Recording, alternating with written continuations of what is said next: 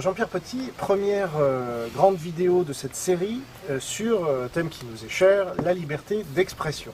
Et je pense qu'il vous est cher aussi, puisque tout au long de votre carrière, vous avez dû faire face à un certain nombre de bâtons qui vous ont été mis dans les roues.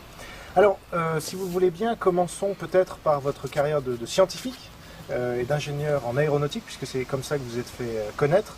Est-ce que vous pouvez nous expliquer quelles limites de votre liberté d'expression vous avez rencontrées tout au long de cette carrière?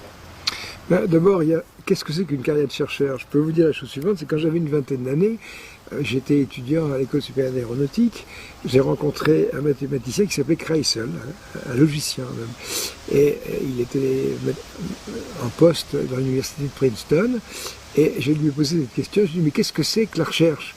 Il m'a fait cette réponse qui m'a beaucoup marqué, il m'a dit, oh, vous savez, la recherche, c'est à celui qui vole le premier. Et je crois que ça résume bien la situation. Nous ne sommes pas dans un milieu d'une unité à l'épreuve des balles, je vous assure. Ouais. Alors bon, ma carrière a commencé, j'ai atterri dans un laboratoire mécanique des fluides, et on m'a demandé de fabriquer de l'électricité à partir d'explosifs. Bon, ce serait un peu compliqué d'expliquer ça, donc j'ai fabriqué un canon qui faisait l'électricité. Et puis ma foi, j'ai réussi pour la première fois au monde à faire marcher ce genre de générateur qu'on appelle un générateur MHD. C'était très compliqué, ça coûtait cher, c'était un laboratoire qui était grand comme le jardin, quoi. Bon. Et j'ai fait marcher ça en bitempérature, avec 2 températures. Alors, vous allez vous dire, mais qu'est-ce que c'est que cette histoire, un gaz à 2 températures? Et vous en avez dans votre cuisine, c'est un tube fluorescent. Un tube fluorescent, le gaz est froid et le gaz d'électron est chaud. Donc là, on a fait ça, et moi j'ai réussi à faire un gaz à 4-6 000 degrés avec des électrons à 10 000. Ça n'a jamais été fait, bon, ça m'a fait connaître en Russie. C'est en quelle année? C'était en 65. En 65, ça a été présenté à un colloque à Varsovie en 67. Et alors, qu'est-ce qui s'est passé? Eh bien, mon directeur de laboratoire, quand il a vu ça, ça lui est complètement monté à la tête. Il s'est dit, mais je dois m'emparer de cette invention géniale avec laquelle je vais faire une fortune, pas possible et tout ça. Donc, si vous voulez, moi, j'ai arrivé dans un laboratoire, je suis un type inventif. Je crois que c'est un secret pour personne, quoi. J'ai écrit 30 bouquins, j'ai écrit je ne sais combien de bandes dessinées. Par exemple, je me rappelle quand Eurocopter m'a demandé de faire une bande dessinée sur l'hélicoptère, je l'ai écrit en 15 jours. Bon, c'est un moment qui m'a fait comme ça. Je suis tombé dans la marmite étant petit, quoi. Bon, alors, quand je suis arrivé dans un laboratoire de physique, j'ai inventé de la physique. J'ai inventé des trucs qui n'existaient pas, quoi. Bon, j'ai fait marcher des choses. Même, je crois que ça vaut le coup d'être raconté parce que cette expérience-là, elle a marché au premier essai. Et même, je dirais la chose suivante, j'ai eu une trajectoire d'expérimentateur que je continue d'ailleurs. Et moi, je trouve que c'est mieux quand ça marche au premier essai parce qu'on perd pas de temps. Vous voyez, moi, il y a une série que j'aime bien, c'est la série de l'agence Tourix avec Hannibal qui fume son cigare et qui dit « J'aime quand un plan se déroule sur la décroche ». Et effectivement, même récemment, on a encore présenté un travail avec des amis à un colloque en Corée et ça a marché au premier essai. C'est tordant. Par exemple, entre le début de l'expérimentation, le 8 août, et le colloque, il s'est écoulé, l'acceptation s'est écoulée 10 jours. L'expérience, la rédaction, l'acceptation, boum, on a présenté ça au colloque en septembre. Donc, j'étais dans ce laboratoire dans les années 60 à Marseille et j'avais fait un truc sympathique qui marchait bien, quoi. Bon. Et à ce moment-là, j'étais face à un grouillement ambitieux, mais effrayant, quoi. En plus, j'étais jeune chercheur, c'était avant 68, donc avant 68, il y avait les mandarins. Les mandarins étaient tout puissants. Vraiment, ils vous traitaient comme des esclaves. Qu'est-ce que vous appelez mandarin? Un mandarin, à l'époque, vous savez, c'était avant 68, un mandarin, c'était des gens qui avaient un pouvoir, qui formaient une espèce de franc-maçonnerie de gens en place, comme ça, il n'y avait rien de démocratique, ils décidaient, c'était foutu quand ils avaient décidé ceci, cela. Donc c'était un peu comme si un type disait, bon, ce que vous avez inventé, je vais mettre mon nom dessus, et c'est moi qui vais profiter. Mais vous voyez, un type vous dirait, voilà, je suis mandarin, je vais prendre 90% de ce que ce truc va rapporter, je vous laisserai 10%. Tandis que là, non, c'est, je vais prendre 100%, je vous fous dehors. Donc, votre nom n'apparaissait même plus. Ah oui, oui. Mais je vais vous donner un exemple. Ce travail que j'ai fait, je vais même citer son nom, il a valu un prix scientifique à un de mes étudiants qui s'appelle Jean-Paul Caressa. Il a eu le prix Worthington et ça lui a permis de démarrer une carrière d'administratif parce qu'il n'a jamais eu une idée de sa vie. Il a terminé directeur régional du CNRS Île-de-France Sud. Après avoir été directeur régional de l'Est, de PACA, etc., etc. C'est extraordinaire. Vous voyez, c'était même pas un mandarin, c'était un étudiant. En plus. Oui, mais enfin, c'était le mandarin qui s'était mis d'accord avec l'étudiant. Mais je veux dire, vous voyez, toute ma carrière, j'ai des copains comme Benveniste qui sont morts. Et ils sont morts, ils se sont tués sur place. Je me rappelle, j'avais fait un dessin pour Jacques, où on voyait un type dans une tranchée, comme ça, avec un casque, qui disait, ça va, chez toi? Oui, c'est à peu près ça. Et, moi, je m'en suis sorti parce que... on rappelle, c'est la mémoire de l'eau, hein, cette histoire. Mais ce type-là était malade, il en est mort. C'était votre éditeur, mais... Oui, mais c'était mon ami, surtout. Un type fantastique, j'étais... Mon Dieu. Et Jacques est mort, et je lui disais, Jacques, arrête, tu vas y laisser la peau. Vous avez un autre type qui est mort, qui est Michel Bounias, c'est pareil. Ces gens-là, on s'est acharné contre eux, à un point inimaginable. Moi, je suis comme une espèce de vieux rhinocéros couvert de cicatrices, et j'ai réussi à m'en sortir parce que j'ai changé 10 fois de discipline. Oui, puis vous me disiez, vous avez l'humour aussi. Ça vous permet de garder du recul. Ah oui, je crois que c'est la seule chose qui évite d'avoir des trous dans l'estomac et des ulcères, quoi. Ouais. Je veux dire, si je pouvais me comparer, je dirais, vous voyez, prenez un étang avec des nénuphars, et vous avez une grenouille qui est en train de prendre le soleil sur un nénuphar, et on lui tire dessus avec la Kalachnikov, et à ce moment-là, elle change de nénuphar. Donc moi, j'ai changé de nénuphar à chaque fois. C'est-à-dire qu'au moment où on allait procéder à l'alalie, j'avais déjà foutu le camp. C'est ça. Alors donc là, on en est en 67, c'est ça? Oui. Et là, vous changez de nénuphar? Bah, exactement. Là, je me suis mis devant ma machine. Un jour, je me suis dit, si tu restes dans ce labo, tu vas devenir fou. C'est pas possible. Hein. Alors, le truc, c'est que grâce à ça, on avait pu faire descendre la température d'un générateur MHD hors d'équilibre à 4000 degrés. Et ils étaient persuadés qu'ils allaient pouvoir descendre à 1500 et en faire un truc industriel. Et moi, j'étais devenu déjà très fort théoricien à l'époque, j'avais fait des calculs. Je me suis aperçu qu'on n'y arriverait pas. Donc en fait, c'était pas la peine de s'énerver. Donc un jour, j'ai dit à mon patron, bon, bah, vous avez raison, je suis théoricien. Mais oui, laissez-nous faire, nous allons nous occuper de tout, etc. Ils se sont jetés sur mon laboratoire. Et moi, j'avais plus qu'une chose à faire, c'était foutre le camp. Et foutre le camp, je ne pouvais pas emmener cet appareil de 50 tonnes sous mon bras. Donc il fallait que je devienne théoricien pur. Et à ce moment-là, j'ai rencontré Lichnerowitz, qui était un grand mathématicien et un type vraiment d'envergure et un type honnête. Ça existe pratiquement plus maintenant, mais un type comme ça, c'est un seigneur, quoi. Un seigneur de la science. Et Lichnerowitz, je lui ai expliqué ce que je faisais, et il m'a dit, je vais vous aider. Et il m'a aidé. Et il m'a aidé, il m'a sorti des griffes de cette espèce de faiseur de contrats, etc. In extremis. Ça. Donc c'est là où vous êtes allé dans la cosmologie? Alors d'abord, non, j'ai commencé par changer de laboratoire, on m'a mis dans un autre laboratoire, c'était encore pire. Mais je veux dire, j'ai pas un souvenir ému des milieux universitaires, je trouve que c'est quand même assez catastrophique ce qui peut s'y passer. Mais enfin, je veux dire, en fait, c'est partout pareil. Hein. Quand on dit c'est un panier de crabes, mais c'est partout. Dans les médias, c'est un panier de crabes. Dans la politique, c'est un panier de crabes. Et ne vous attendez pas à ce que dans la recherche, les gens soient pur esprit. C'est un panier de crabes pareil. Donc à ce moment-là, ben, il y a une chose, c'est que si on veut être libre, c'est vrai que quand on est mathématicien, quand on est théoricien, quand on marche uniquement avec son papier et son crayon, ben on est libre. Parce qu'on ne peut pas vous prendre votre outil de travail, parce que c'est le papier et le crayon, et que vous publiez. Et moi, j'ai donc fait 30 ou 35 ans de ma carrière comme ça. Mais je l'ai fait parce que je ne pouvais pas faire autrement. Et vous verrez après dans un autre volet de l'interview que grâce au don de lecteurs, on a remonté un travail expérimental et tout de suite, tac, les résultats sont tombés, ça va. Donc je suis redevenu expérimentateur, mais c'est un peu tard, quoi. Alors justement, avant d'en arriver là, vous passez par une autre discipline en fait, parce que vous êtes ingénieur aéronautique au départ, mais ça vous mène à la cosmologie, c'est à ce moment-là qu'il y a ce passage. Non, il y a encore d'autres choses avant. Il y a l'astrophysique entre deux. Ah oui. Oui, c'est vrai que donc j'étais dans ce laboratoire, j'avais donc calculé une expérience, et c'est vrai que c'est un souvenir assez étonnant. Elle a marché au premier essai. Mais au premier essai, on a branché du fil, boum, ça a marché. Bon. Et puis après, il fallait foutre le camp de ce labo sous peine de devenir fou. Donc je me suis mis à manger des maths à la petite cuillère. Vous savez, j'avais pas tellement un goût pour les mathématiques, mais c'était ça ou pas m'en sortir.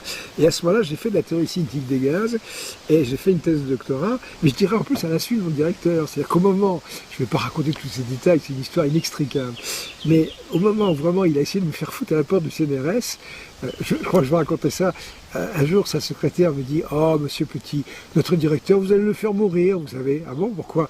Parce qu'il il vous a fait envoyer la lettre par le CNRS pour vous mettre au pied, là, et tout ça. Et puis, j'avais envoyé ma thèse de doctorat. Alors, la direction du CNRS a dit, mais il nous a envoyé sa thèse de doctorat. Quelle thèse de doctorat? Il dit, il y a une thèse de doctorat avec plein de formules qu'on ne comprend pas. Ah, mais il n'y a que des calculs. Oui, mais il y a une lettre de Michel-Horowitz. Alors hop, je suis sorti, mais vraiment, quelque chose d'inimaginable.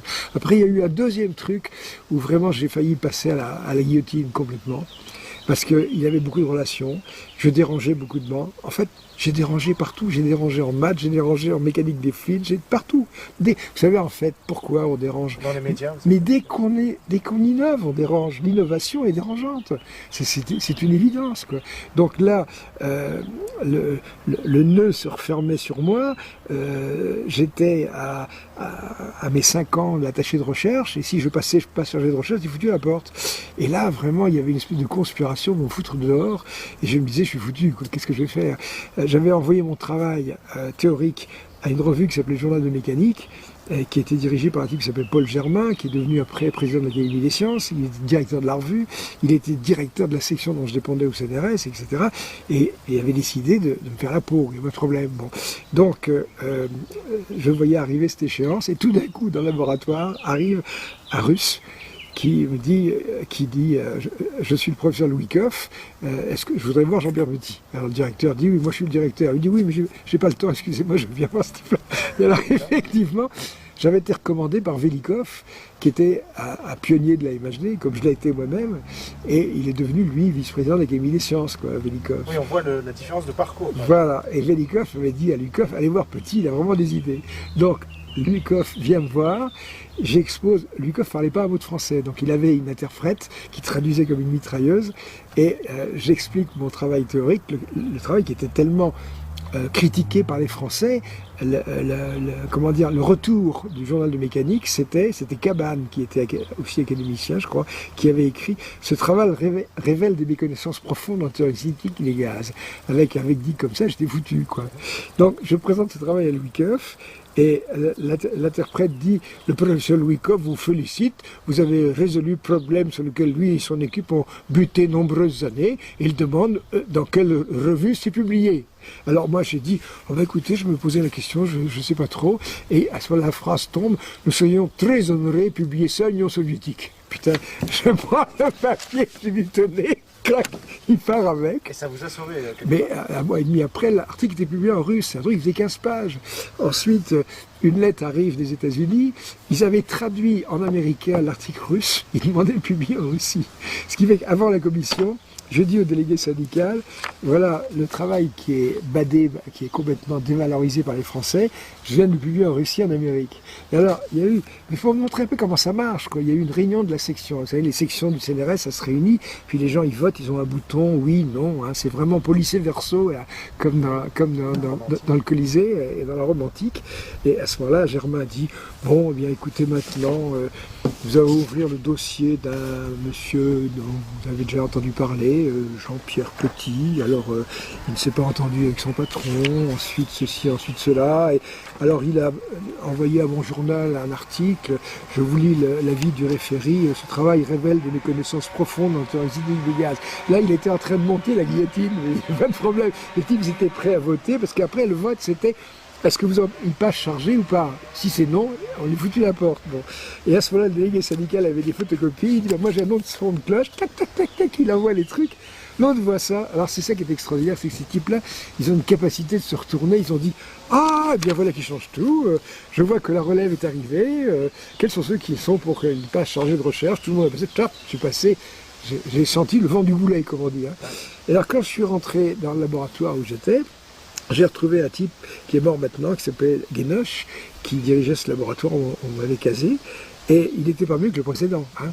Disons que dans cette histoire-là, la combine avait été de me virer du corps des chercheurs pour me mettre comme ingénieur, et j'aurais travaillé pieds et poings pour Guénoche.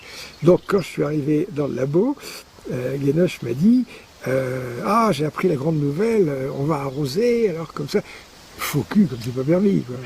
Et moi je lui dis non, on n'arrosera rien du tout, je voudrais que tu me signes ce papier-là. Et je lui tends une feuille, et il lit, il voit, je lui demande son accord pour passer à l'Observatoire de Marseille pour faire de l'astrophysique. Je dis, qu'est-ce que c'est que cette histoire-là? Tu vas faire de l'astrophysique? Oui, j'en fais déjà depuis 2 ans. Je suis pas au courant. Non, non, je te l'avais pas dit. Alors, j'avais publié toute une série de papiers d'astrophysique grâce à Erich Horowitz. Il a signé, j'ai pris une caisse à carton, mes affaires, je suis parti. Je suis plus jamais revenu dans ce labo. Changé de nénuphar. Voilà, j'ai changé de nénuphar. Alors là, je suis passé sur le nénuphar astrophysique. C'était assez Vous bas. étiez déjà directeur associé au CNRS? Non, j'étais chargé de recherche. Pardon. Je suis devenu directeur beaucoup plus tard. Mais j'étais chargé de recherche, quoi. Alors, le truc, c'est que quand, justement, j'étais dans ce labo, j'étais passé un peu de Caraïbes dans ce là. Je trouvais que c'est magnifique, la recherche, vu de loin. Quand je vois des gens qui me disent « Ah, vous avez de la chance de faire ce métier », mais quand on va commencer dans les faits, c'est à pleurer, un truc pareil, quoi. On laisse pourrir le blé qu'on ne moissonne pas, on gâche des trucs inimaginables.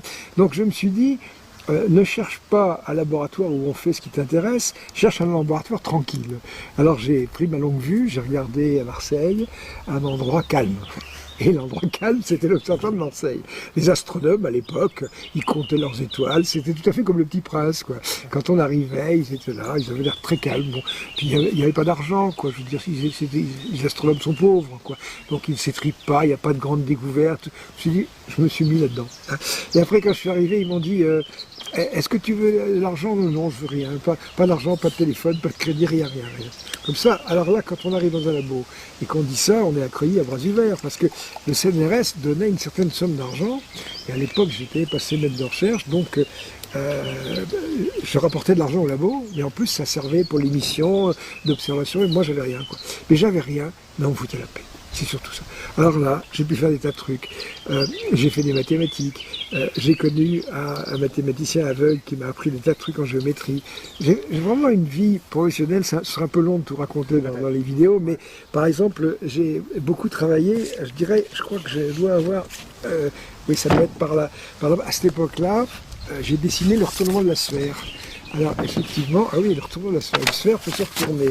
Donc ça, c'est le numéro de janvier 79 pour la science. Hein.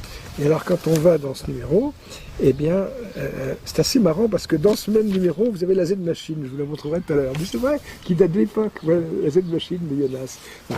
Alors là, donc, voilà ce truc du retournement de la sphère, c'est épouvantable. Parce que, voilà, regardez ces dessins-là. Je veux dire, en France, il n'y a pas 10 bons hommes qui ont compris. Hein. Et en fait, à l'époque, l'été, j'étais guide de safari au Kenya. J'emmenais des clients en Tanzanie, en Kenya, j'adorais ça, etc. Puis un jour, j'ai vu un grand arbre avec plein de singes. Et là, ils étaient en train de se chamailler et tout ça. Et les singes qui vieillissent, ils ont les cheveux blancs, quoi. Et à ce moment-là, ils vont se mettre tout à fait en haut sur des branches assez minces. Et quand les gros mâles essayent de les emmerder, l'autre, il dit, viens, ça va se casser. Et je me suis dit, oh là là, il faut que je me trouve une branche tellement sophistiquée que personne ne m'emmerdera. Et à ce moment-là, disons que je me suis pris un super nénuphar, c'est-à-dire que avant qu'on me critique, je pouvais dire aux gens, avant de lancer une critique contre moi, est-ce que vous êtes sûr que vous comprenez ce que je fais? Et alors, le retournement de la sphère, il y a encore une anecdote là-dedans qui est à mourir de rire. Effectivement, à l'époque, le CNRS avait pris un type qui s'appelait René Paula, polytechnicien, qui est mort maintenant, et il a eu une carrière, il est devenu président du CNES. Quand il est mort, il était haut commissaire à l'énergie atomique. Vous voyez, vraiment, c'est un type ambitieux, etc. Puis ambitieux, et puis intelligent, mais sans pitié, quoi. Et à ce moment-là, au CNRS, les gens ont dit René, est-ce que tu peux mettre petit ou pas, hein? Alors, on lui a donné mon dossier, et avec sa délicatesse habituelle, il a dit bon, j'ai vaguement regardé, mais il n'y a que de la merde. Carrément, hein, ça a commencé comme ça. Alors, j'ai tendu un piège à Paula. C'est-à-dire que l'année suivante, le rapport que j'ai fait, c'était les dessins du retournement de la sphère. Et alors là, au sein du CNRS, les gens disaient, vous vous rendez compte, ils se payent vraiment notre tête. Regardez, ils nous envoient un rapport, c'est des petits dessins. Alors il y en a qui disent, oh là là, méfions-nous. Celui-là, il a déjà joué des tours de con à pas mal de patrons. On va se renseigner. Alors, ils sont allés à l'Institut des hautes études de Bure-sur-Yvette. Vous savez, c'est la mecque de la science, l'Institut de Bure-sur-Yvette. Et là, ils ont rencontré un mathématicien américain qui s'appelle Anthony Phillips et qui est l'auteur du premier retournement de la sphère, historiquement, en 67. Et quand Phillips a vu ça, il a dit « Ah, c'est le retournement de la sphère. Il y avait 2 types qui savaient faire ça au monde. Vous avez le 3e. Vous avez beaucoup de chance. » Et ils sont revenus en disant on ne comprend rien, mais ça. Oh, non, c'était tordant. C'est tordant, c'est le cas de le dire. Je retiens une phrase que vous me disiez juste avant qu'on lance la vidéo, c'est que justement la liberté, elle se donne pas, elle se prend. Ah oui. Donc ça peut caractériser un peu votre vie et votre recherche de liberté en général et de liberté d'expression en particulier. Ben oui, c'est vraiment le chien et le loup, c'est tout à la pointe de l'épée, point de franche l'épée. Et voilà l'exemple de travail inimaginable. Alors même cette histoire de retournement de la sphère qui est pour la science, ça a encore une histoire anecdotique qui vous montre un petit peu de quoi il retourne. Donc, le type avec qui je travaillais avait confié mes dessins et tout notre boulot à la revue La Recherche. Hein. Et puis, ça traînait depuis 6 mois, 8 mois, 10 mois. Moi, je comprenais pas ce qui se passait. Et j'ai téléphoné au contact qu'on avait à La Recherche, qui s'appelait Patricia Pinault, qui s'occupait des maths.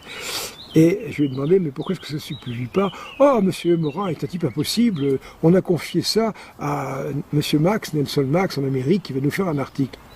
Je dis, attendez, vous lui avez confié tous mes dessins et tout ça, donc vous lui avez confié un travail original. Oh oui, mais ça c'est votre problème, hein, c'est votre problème. Oh, on était en train de se faire piller par des Américains avec la complicité de la revue française de la recherche. Ça c'était mauvais. Hein, bon.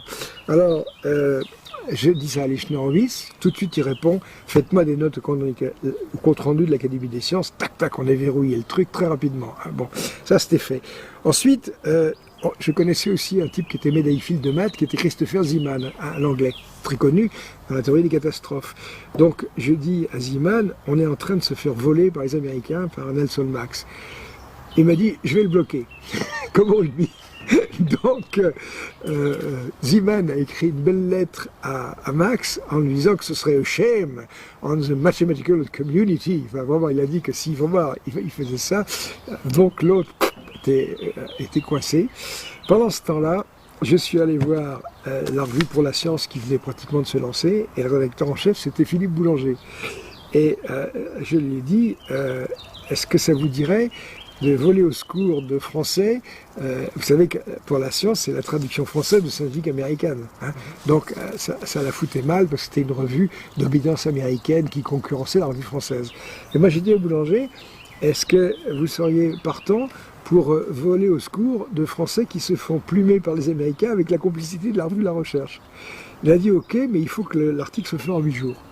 Et j'ai fait tous les dessins d'une semaine. J'ai dormi pour la science sur un lit de camp, vous voyez. L'article est sorti et il fait, je sais pas, 12-13 pages. Disons que il fait autorité dans ce domaine-là. Et alors à ce moment-là, donc c'est de l'astrophysique, les maths, la géométrie. Et alors vous allez passer donc à la cosmologie ou il y a encore d'autres étapes entre le temps? Oh bah, la cosmologie, on peut dire, c'est le prolongement normal de l'astrophysique. Là encore, il y a des gens qui me disent vous devriez écrire un livre, mais j'ai pas le temps. Je veux dire, j'ai encore des tas de choses à vivre. Quand on écrit ses mémoires, c'est qu'on a fini. Là, moi, pas du tout. Je suis pris dans trop de choses pour avoir le temps de faire ça. Mais rien que ça, comment je suis passé de l'astrophysique à la cosmologie? Eh bien, disons que je me suis mis à faire de l'astrophysique à 7 dimensions. Hein, voilà. Alors, on peut dire, c'est bizarre, qu'est-ce que c'est que cette histoire-là? Déjà, à 4, c'est compliqué, mais qu'est-ce qu'il va foutre avec 7? Eh bien, le type qui a lancé ça, c'est Chandra Sekhar. Hein, et qui est le prix Nobel qui est mort, un type assez fantastique, un Indien. Et donc, moi, déjà, quand j'avais fait de la physique des plasmas, j'avais compris que ça ne se comprenait bien qu'à cette dimension. À 3, c'est pas bon. On ne comprend rien. Donc, je me suis lancé là-dedans. Ma foi, ça s'appelle la théorie cinétique des gaz. Bon, on ne va pas rentrer dans des détails techniques, mais c'est vraiment rigolo. Alors, c'est rigolo parce que quand j'étais là-dessus de mécanique des fluides et que je faisais ces calculs, c'était des calculs tensoriels. Hein. Donc, quand j'écrivais des trucs au tableau, les types qui ouvraient la porte, ils disaient « Ah !» il foutait le camp, il disait qu'est-ce qu'il est en train de faire. Et c'est vrai que quand on regarde ma thèse de doctorat de 74, on a l'impression que c'est du chinois, quoi. Il y a plein de petits machins avec des ronds, des croix, des triangles, ça c'est bon. Mais ça marche, ça donne de bons résultats. Ça donne de bons résultats. Oui, c'est pas de super cordes, quoi. C'est efficace. Alors, comment est-ce que j'ai fait pour passer de la physique des plasmas à l'astrophysique? Ben, ça a été relativement simple, il a suffi de remplacer les électrons par les étoiles. Voilà, c'est les mêmes équations. Et là, on en était même de l'astrophysique à la cosmologie, a priori. Alors après, la cosmologie, c'est qu'en en jouant avec ces équations-là, qui s'appellent l'équation de Blasov, l'équation de Poisson, etc., c'est très amusant. Et je faisais ça avec le directeur de l'observatoire, qui est devenu un copain, Monet. Tous les vendredis, on s'enfermait toute la journée dans une pièce, on revenait blanc de craie. Et à un moment, on a retrouvé la cosmologie newtonienne, on a retrouvé des tas de résultats grâce à ces outils-là. Donc la cosmologie est apparue tout à fait normalement, quoi. Voilà, je ne pourrais pas expliquer comment, mais après c'est devenu fantastique parce que il y a eu cette idée assez curieuse de considérer qu'il y ait non pas une entité cosmique, mais deux. Et c'est des années après que je me suis aperçu que Andreï Sakharov avait fait pareil. Sakharov avait publié des travaux en 1967. Et moi, j'étais dans ces histoires-là des années 80, et je ne savais pas que Sakharov avait fait ça. La communication n'était pas très facile. Et en fait, ça correspond à ce qu'on pourrait appeler la théorie des univers jumeaux. Hein. Et en fait, c'est encore plus subtil géométriquement. Vous savez, ça me fait penser à la phrase d'Archimède, nul n'entre ici qui est géomètre. Et ce qui est fantastique, c'est que la reine des sciences, c'est la géométrie. C'est pour ça que j'ai fait plein de géométrie, de petites choses comme ça. Il faut que le cerveau se forme à la géométrie. Et les grands sauts qualitatifs scientifiques comme la relativité restreinte, c'est un saut géométrique. C'est une reconsidération de la géométrie de l'univers. C'est rien d'autre. Ça ne consiste pas à mettre des flics en disant interdit d'aller plus de 300 000 km par seconde. Là, alors, d'ailleurs, j'ai fait une bande dessinée là-dessus qui s'appelle Tout est relatif. Et effectivement, je dirais que la contrainte de la vitesse de la lumière, c'est on ne peut pas aller plus profond que le centre d'une sphère. Voilà. Donc là, on est dans les années 80, 90 déjà. On 80, s'approche des années 90. ouais, 80. Ouais. Parce que vous êtes donc directeur de recherche au CNRS. Non, pas encore. Alors, vous pouvez rapidement expliquer ça, et puis après, parce que vous êtes encore inconnu du grand public à ce moment-là. Oui, je suis inconnu du grand public, exact. Et à ce moment-là, je crois qu'on va peut-être interrompre, parce que sans ça, on ouvre un tiroir et tout va nous tomber sur les genoux. C'est là qu'il y a une rechute de MHD. Voilà, exactement. Ouais. Alors, je crois qu'il vaut mieux... Sous l'angle de la liberté d'expression, c'est intéressant de comprendre ce qui vous est arrivé, parce que vous êtes passé de l'ombre à la lumière quasiment instantanément, et rapidement, les foudres se sont un peu déchaînées sur vous. Disons que je suis un peu le Robin des Bois de la science, quoi, c'est tout. Hein. Et Robin des Bois, il est obligé d'être seul d'abord, parce que quand on traîne des gens avec soi, c'est la catastrophe. Et vous avez vu cette histoire du retournement de la sphère. Ça, c'était vraiment comique. Ça, c'était un piège, quoi. Disons, j'ai tendu un piège dans lequel ils ont failli tomber, heureusement. Parce que si le CNRS avait fait un blâme parce que j'avais fait ce travail-là, alors là, Lichner-Horowitz sortait sa foudre de l'Olympe, comme ça. D'ailleurs, il avait foudroyé mon ancien directeur de laboratoire qui a loupé son entrée à l'Académie des sciences. Parce que Lichner-Horowitz s'est dit, regardez ce qu'il a fait petit, boum. Donc je suis, on pourrait dire comme définition, un pot de terre qui a cassé plusieurs pots de fer. Et vous avez remis en cause un certain nombre de dogmes scientifiques.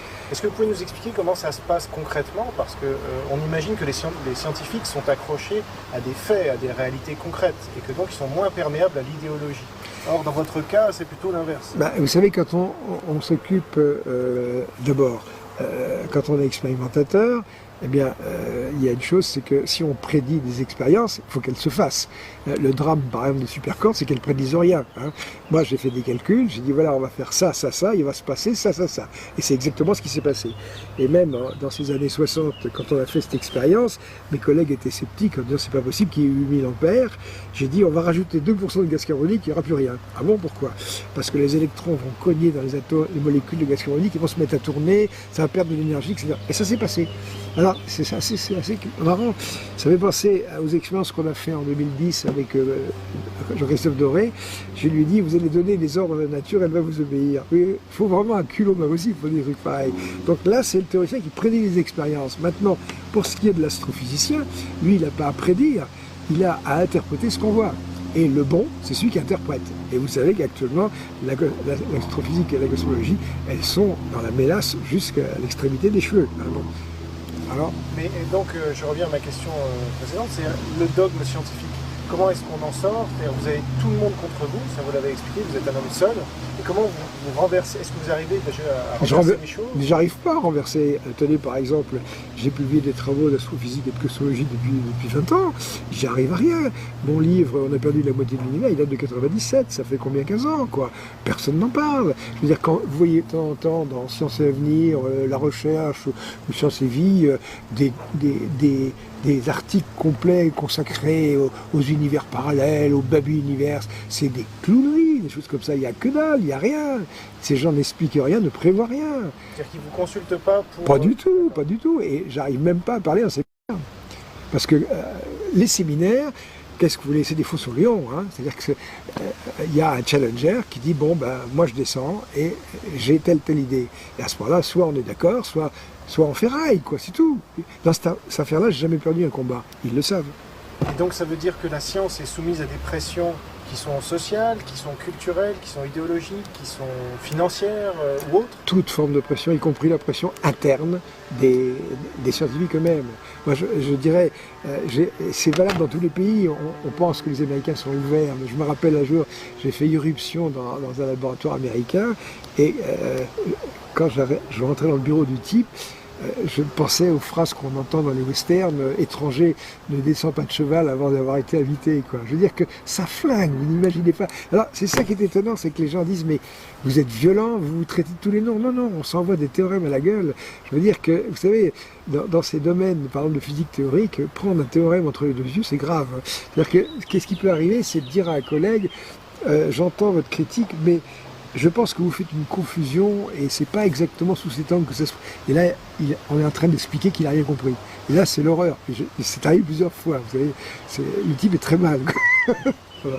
Oui, vous me racontiez avant qu'en début de cet entretien, que ça vous était arrivé, mais des fois vous vous reteniez parce que vous ne vouliez pas faire de l'ombre à vos collègues. Se retenir, quand un type dit ce que vous dites c'est de la connerie, qu'est-ce qu'on fait? Je peux vous raconter des anecdotes quand j'étais jeune chercheur, par exemple. Quand j'ai commencé en physique des plasmas, par exemple, je suis allé à un colloque de physique de la Société française de physique. À l'époque, il y avait un ponte, d'ailleurs vous le trouvez dans Internet, c'est M. Delcroix, le professeur Delcroix, il était là, c'était la physique des plasmas lui tout seul. Bon. Et les types passaient les uns après les autres, et Delcroix les envoyait se rasseoir après leur donner 2 gifles. Par exemple, le type qui est passé avant moi, c'était... vous savez, quand je vois votre méthode de mesure de densité électronique, je m'interroge. Vous savez, franchement, je m'interroge. Alors tout le monde faisait, il s'interroge. Alors Delcroix s'interroge. Il n'y a pas... Le type ne pouvait pas dire, mais... Bon Dieu, vous dites quoi? Ça veut dire quoi? Non, non, il repartait la queue basse. Je me suis dit, merde, moi je ne vais pas me comporter comme ça vis-à-vis de ce gros tas, quoi, zut. Hein. Donc je suis passé, j'ai présenté des travaux théoriques assez compliqués, mais que Delcroix pouvait comprendre. Et Delcroix, il commence en disant, bon, alors là, nous sommes face à vraiment une scolastique de la discipline, disons que ces calculs servent strictement à rien, et que si on faisait l'application numérique, on trouverait des conneries, etc. Et là, et puis il se retourne vers moi et leur dire, bon ben maintenant vous avez pris votre branlée, vous pouvez aller vous rasseoir. Et à ce moment-là, j'ai dit, ben écoutez, au risque de vous contredire, ces calculs je les ai faits et j'ai sorti. Et à ce moment-là, il était échec et mat, quoi. Et à ce moment-là, il a dit, ah, eh bien je vois que la relève est assurée, toujours la même chanson, tralalala. Hein. Et alors après j'ai dit, mais puisque nous en sommes à nous faire des petites remarques, M. Delcroix, dans votre livre, j'ai trouvé une formule qui permet de calculer la distance de bail en bitempérature. Mais là-dedans, vous faites telle approximation. Delcroix qui me dit, comment voulez-vous faire autrement? Eh bien, je vais vous montrer. Et je lui montre. L'horreur. J'étais jeune chercheur. Hein. Je vais me rasseoir, je vois les types de ceux-là qui me disent, qui tu es, toi, qui as flingué Delcroix? Voilà. Ouais. C'est ça. Mais les histoires, j'en ai des dizaines à raconter comme ça. Ça, c'est une démarche individuelle, mais est-ce que vous pourriez donner une recette, peut-être, pour la recherche scientifique française, déjà, pour sortir de ces pesanteurs et de ces dogmatismes et de ces freins à la libre recherche? Ayez du talent et les nerfs solides. C'est tout. Dire c'est un travail, c'est un métier de cow-boy, quoi, c'est tout. Si vous voulez, si on me disait, c'est quoi votre carrière? Ben voilà, j'ai un flingue, alors telle année c'est un tel, là c'est Delcroix, il est tombé comme une masse, là, etc. C'est pas drôle, mais c'est comme ça. Au niveau individuel, mais au niveau général, si vous êtes demain président de la République et que vous vous occupez de la recherche ou ministre de la recherche, qu'est-ce qu'on pourrait faire? Là j'ai une réponse, ça peut-être un petit peu long, mais c'est intéressant. Ouais. Vous savez, la question de l'activité scientifique, elle est basée sur les publications. Hein, et les publications scientifiques, c'est un cauchemar, parce que qu'est-ce que c'est qu'une revue scientifique? Eh bien, c'est une bande de fripons qui se sont groupés. Par exemple, vous avez une revue qui s'appelle Classical and Quantum Gravity, la gravité classique et quantique. Et c'est extraordinaire parce que c'est un projet de revue, vu que on n'a jamais quantifié la gravitation. Donc voilà, une revue qui traite de la gravitation quantique, alors que c'est comme les trucs sur les supercorps, quoi. Vous voyez. Quand vous avez des gens qui font des carrières, qui accumulent les publications, vous avez un type qui m'attaque très violemment, par exemple Thierry Azuelo, qui est un institut d'astrophysique. Il m'a attaqué, je lui ai demandé à pouvoir lui répondre en séminaire dans son labo. Il ne m'a pas répondu, son directeur non plus. Et moi, je suis prêt à y aller demain, ça date déjà de plusieurs années. Je vous assure que face à moi, Riazuelo, il ne tient pas 5 minutes. Et il le sait, c'est pour ça qu'il ne veut pas. Alors vous voyez, c'est, comment dire,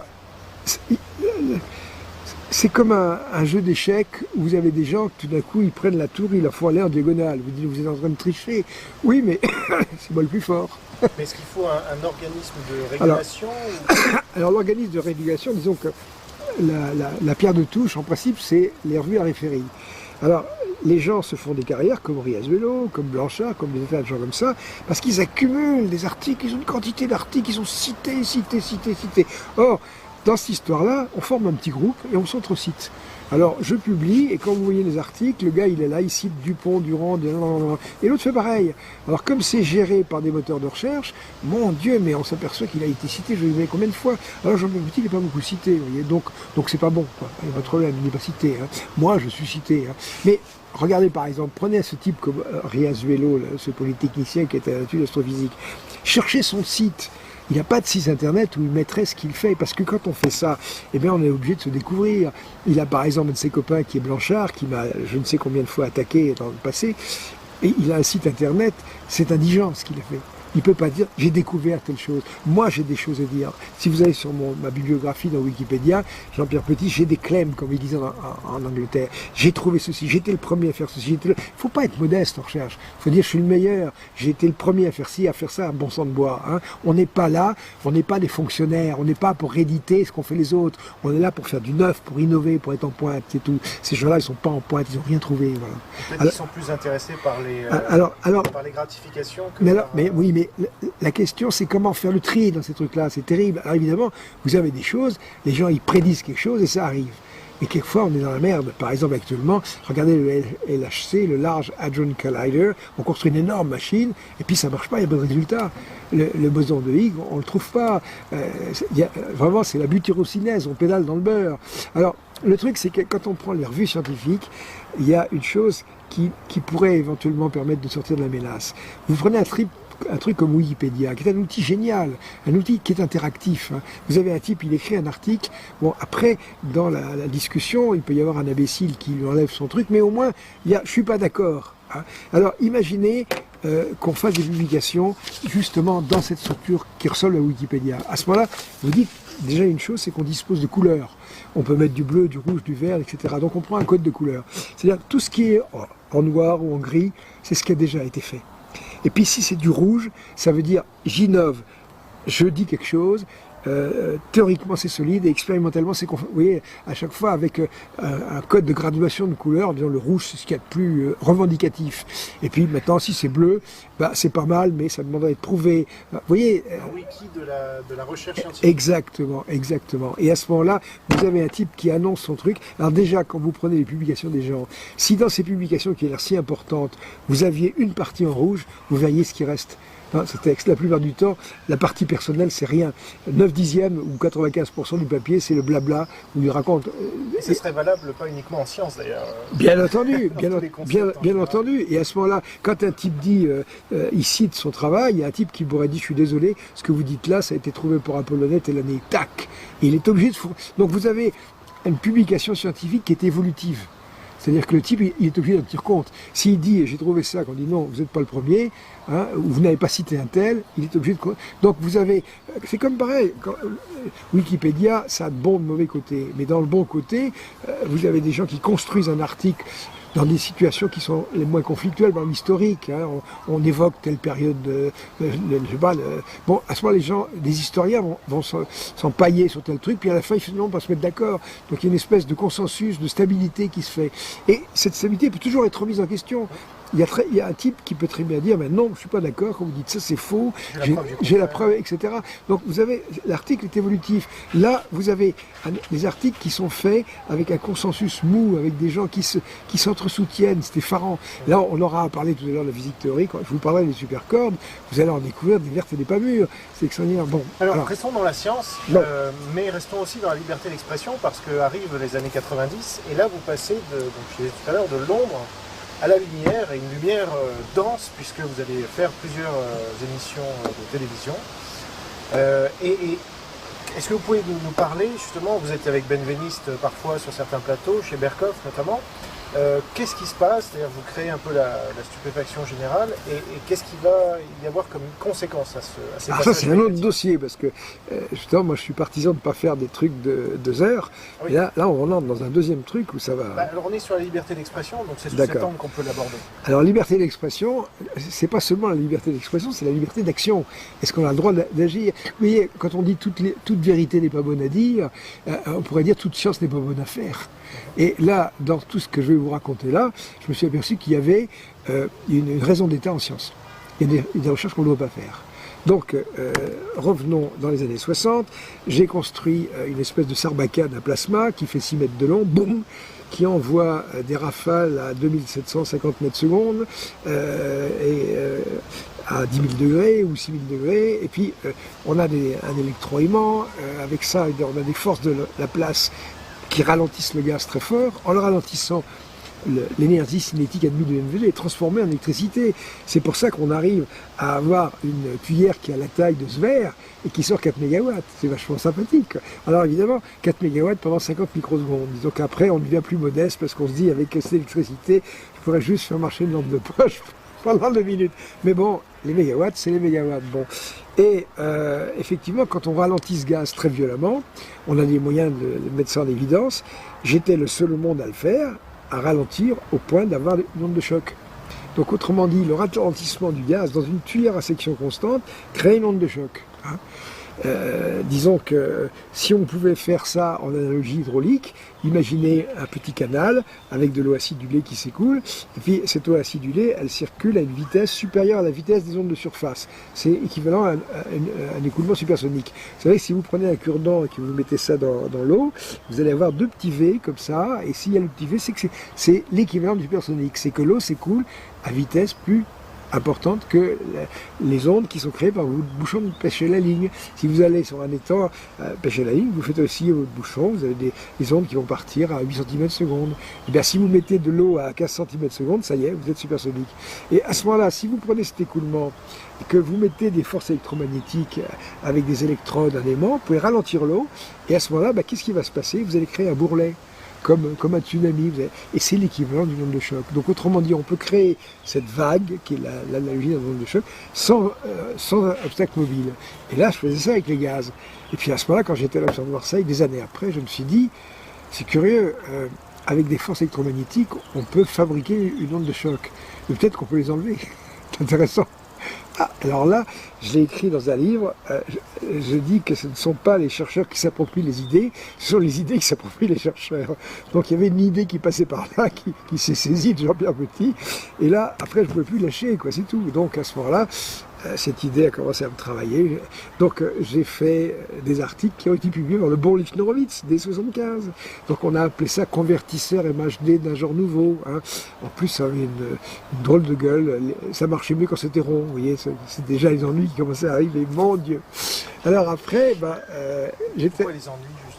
Ah bah, vous allez voir, il n'y a pas de problème, il n'y a pas de problème. Alors, ma foi, j'avais un copain astronome qui, lui, était intéressé par ces choses-là, et on s'est dit, on va monter une expérience. Alors, effectivement, il y avait les ondes de choc, et puis il y avait les ondes de choc, ça fait du bruit. Vous voyez, quand vous avez un avion qui passe à vitesse supersonique, bam, vous avez le choc comme ça. Hein. Et puis, il y a aussi la turbulence. La turbulence, ça fait du bruit. Regardez les pannes d'un hélicoptère qui fait tchouc, tchouc, tchouc, tchouc, tchouc. Ça, c'est la turbulence. Alors, à ce moment-là, on a monté une expérience dans de l'eau acidulée avec un cylindre. Et puis, derrière un cylindre, quand vous êtes... Oh, ils sont jolis, quand il y a un cylindre et que vous avez l'eau qui s'écoule, derrière, brrr, il y a une turbulence pas possible. Et là, tu me laisses parler, oui. C'est adorable. Alors, donc, quand on branche les fils, tac, la turbulence disparaît. Vous savez, c'est impressionnant. Tac, on voit le fluide avec des filaments d'encre. Maurice avait mis tout un système où il y avait de l'encre de Chine qui coulait, on voyait très bien. Donc, ça y est, première chose, oui, on peut faire disparaître la turbulence. Alors après, le problème, c'était l'onde de choc. Alors, j'avais pas de soufflerie supersonique sous la main à l'Observatoire de Marseille.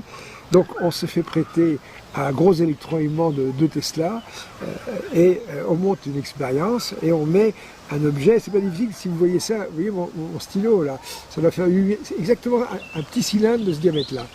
Un petit cylindre de ce diamètre-là mis dans un écoulement d'eau avec une belle onde frontale devant et à ce moment-là, on branche les fils, plus d'onde. Moi j'aime bien les expériences qui marchent au premier essai, comme ça on s'embête pas. Hein. Là, on s'est dit, nom de Dieu, on a mis le doigt dans quelque chose d'important.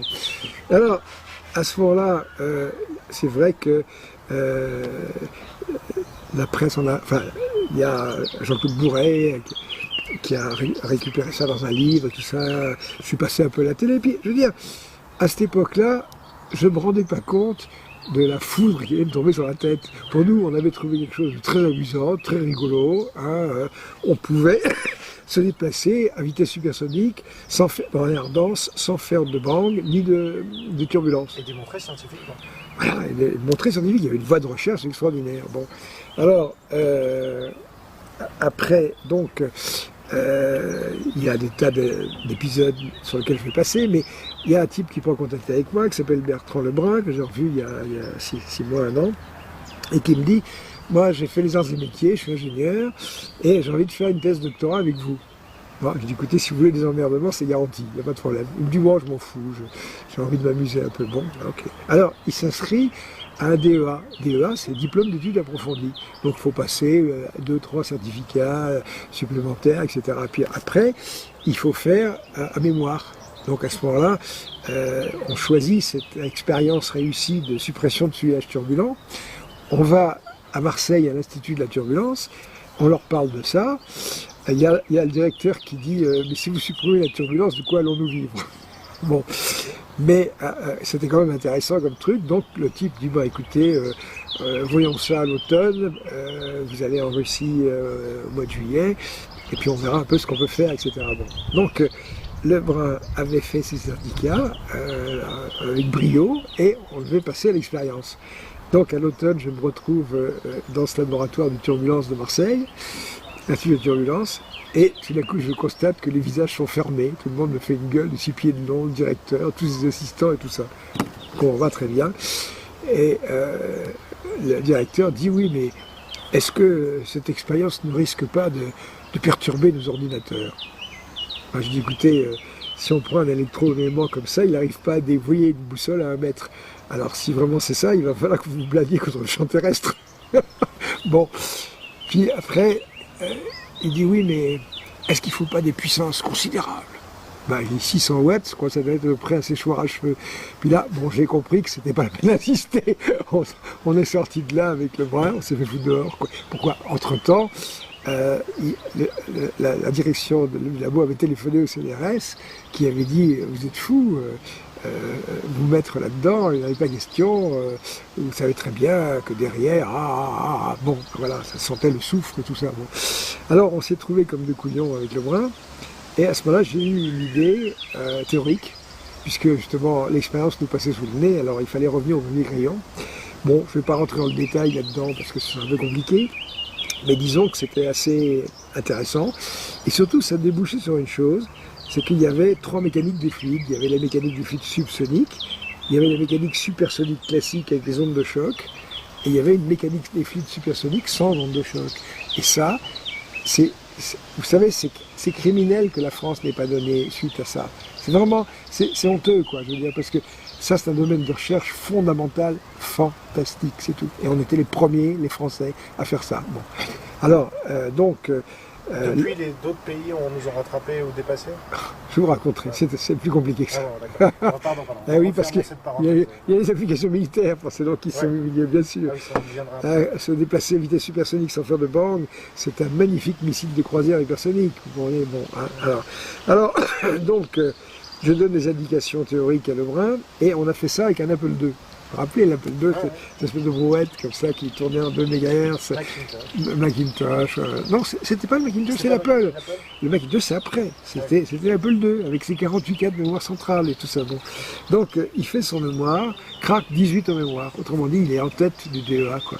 Alors, une fois qu'on a fait le DEA, il y a des étudiants, mettons ils sont 6 ou 7, les plus brillants, ils ont les bourses. Donc, il y a quelques bourses qui sont données par des instituts mécaniques des fluides de la région.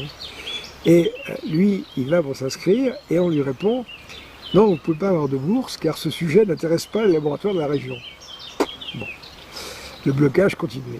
Et alors les parents de Lebrun lui disent « Écoute, si tu as envie de faire cette thèse, on va se serrer la ceinture, tu n'as qu'à t'inscrire sans bourse. » Il y va et à ce moment-là, il y a un refus de l'inscrire. Alors là, je suis allé voir Coantic, qui était directeur du conseil doctoral de mécanique des fluides, et je lui ai dit Lebrun est allé s'inscrire pour faire une thèse de doctorat dont le thème est utilisation des forces électromagnétiques pour supprimer une onde de choc. C'est quand même pas luciférin, quoi. Hein. Il m'a dit oui, mais la décision négative a été prise, mais ça n'est pas pour des raisons scientifiques.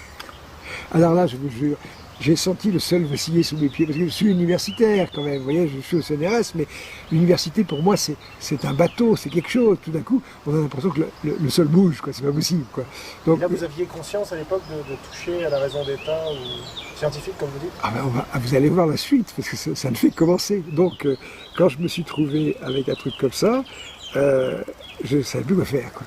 Et à un moment, il y a un type qui me dit, tu sais, la semaine prochaine, il y a Papon, qui est directeur général du CNRS, qui vient à Aix, un endroit qui s'appelle le pavillon de l'enfance, c'est une propriété que le CNRS a acquis, où ils font leur garden party, comme ça, le côté mondain, quoi.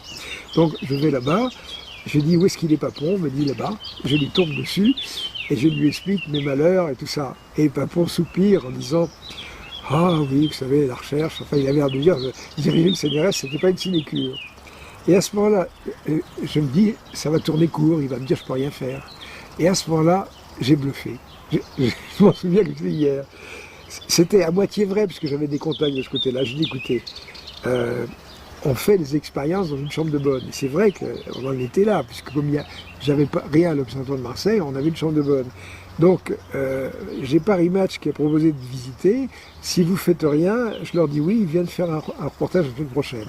Alors, vous voyez, ça, à la direction générale du Sénat, ça fait peur, quoi, parce que la MHD française dans une chambre de bonne, ça va pas.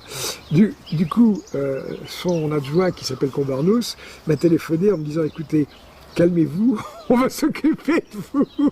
Alors, vous voyez, là, c'est pas, comment dire, c'est pas l'absence de liberté d'expression, c'est vraiment la prise d'otage, quoi. C'est-à-dire que Jean-Pierre Petit est toujours enfermé avec le directeur général du CNRS et menace de se faire sauter avec lui, si, voilà, etc. Bon. Donc, Combarnous me dit, on va essayer de faire quelque chose. Et il me rappelle quelques jours après, parce qu'il me dit, le CNRS a quand même des moyens de pression sur les labos, etc. Il m'a dit, je ne sais pas ce que vous leur avez fait, mais les 3 directeurs des 3 labos de médiaflux de la région ont menacé de démissionner en bloc si on les contraint d'accepter ce sujet de thèse. Oh. Donc vous voyez, c'est vertigineux comme truc. Bon. Alors, Combarnous me dit, écoutez, on va faire une chose, on va vous donner une bourse d'ingénieur docteur, 3e cycle, pour votre gars, et vous allez l'inscrire en maths appliquées. Alors, je dis, mais c'est pas des maths appliquées. Non, mais c'est le seul endroit où ils ont accepté de le faire. Donc nous voilà, on atterrit en maths appliquées, et très rapidement, on fait des publications, Lebrun fait son truc, etc. Puis à l'époque, maintenant il n'y a plus qu'une seule thèse qu'on appelle la nouvelle thèse, etc. Dans le temps, on faisait un 3e cycle, après une thèse d'État. Donc le 3e cycle s'était réglé, donc la soutenance a lieu, le gars il a sa thèse en poche, et puis très rapidement on envisage de transformer ça en thèse d'État. Et le problème se repose.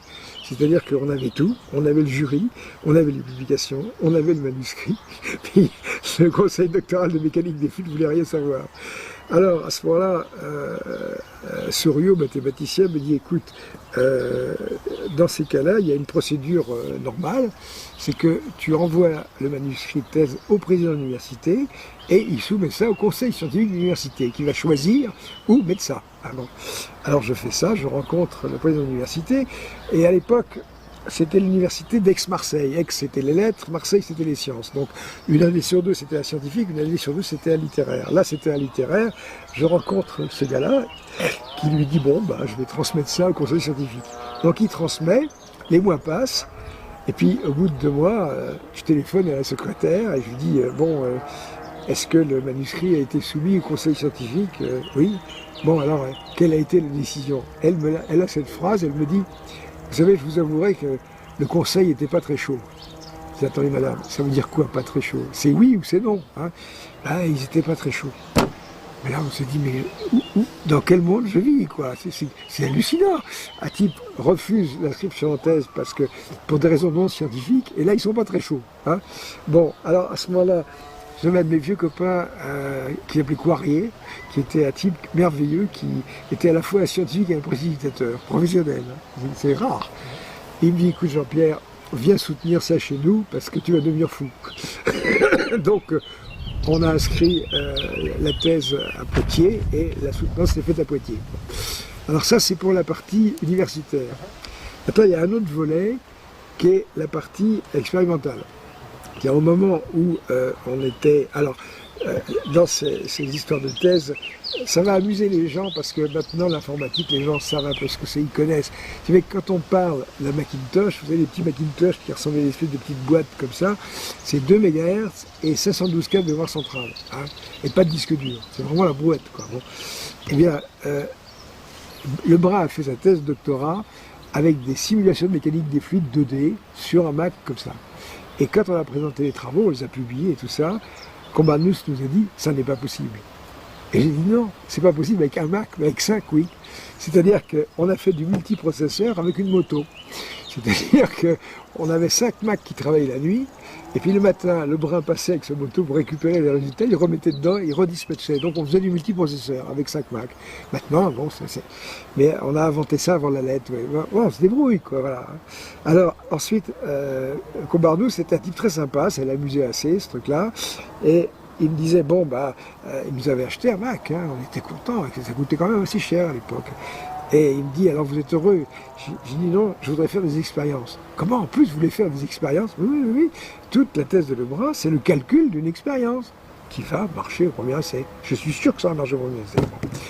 Ah, dit Combarnous, et comment on fait? Ben, je dis voilà, il y a une montagne de condensateurs à Fontenay-aux-Roses qui proviennent du démantèlement du tokamak qu'ils avaient fait là-bas. Et puis il y a ci, il y a ça, etc.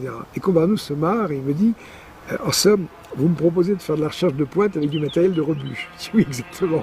Bon, évidemment, les gens me demandaient qu'à se débarrasser de ce matériel. Bon. Alors, un mois passe, il va à droite, il va à gauche, il me téléphone, et il me dit, j'ai vécu ce que j'ai jamais vécu de ma vie.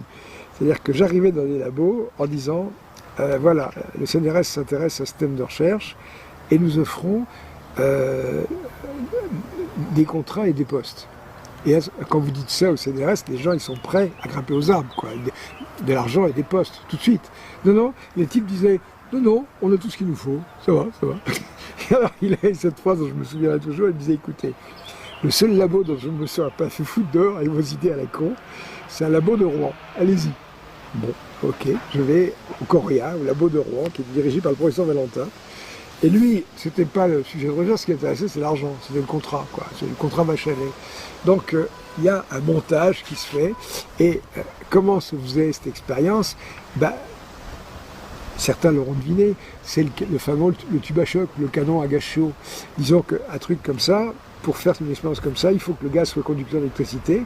Et pour qu'il le soit, il y a une solution, c'est d'avoir un gaz à 10 000 degrés, quoi, tout simplement. Donc, utiliser ce qu'on appelle une soufflerie onde de choc, et on fait une expérience qui dure 50 microsecondes.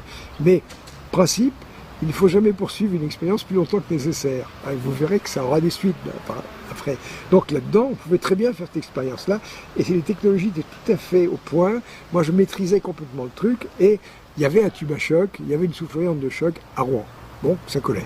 Donc on commence à entrer dans ce truc-là. Et à ce moment-là, il y a eu un grain de sable dans la machine qu'on n'avait pas prévu. C'est qu'on a changé de président de la République. Je ne sais plus lequel c'était, je n'étais pas tellement au courant. Est-ce que... dans les années 80, je ne m'en rappelle plus. Peut-être Mitterrand. Ouais, je ne sais plus lequel. Mais bon, on a changé de président. Et à ce moment-là, en France, quand on change de président, on change de directeur du CNRS, on change tout. Donc à ce moment-là, Papon a sauté. Il a été remplacé par une lumière de la science qui est Feneuil. Feneuil, c'est un type qu'on avait emprunté au ciment Lafarge. Il était spécialiste en ciment, mais rien d'autre. Hein. C'était effrayant, quoi. Effrayant. Feneuil, au CNRS, il a laissé un souvenir... une traînée de lamentation, quoi. C'est effrayant de mettre Et moi, j'ai rencontré un jour une bonne femme qui était secrétaire de direction générale à Simon Lafarge. On me dit, on vous a pas envoyé le meilleur. Bon, alors on a eu Feneuil, et puis Combarnous a sauté aussi. Il a été remplacé par un type qui s'appelait Charpentier, qui valait guère mieux. Donc, je me suis retrouvé avec des gens que ça n'intéressait plus du tout. Puis alors, en plus, alors là, est apparu, et ça, on prend flashback, parce que c'est déjà au moins la 3e fois que ça se produit.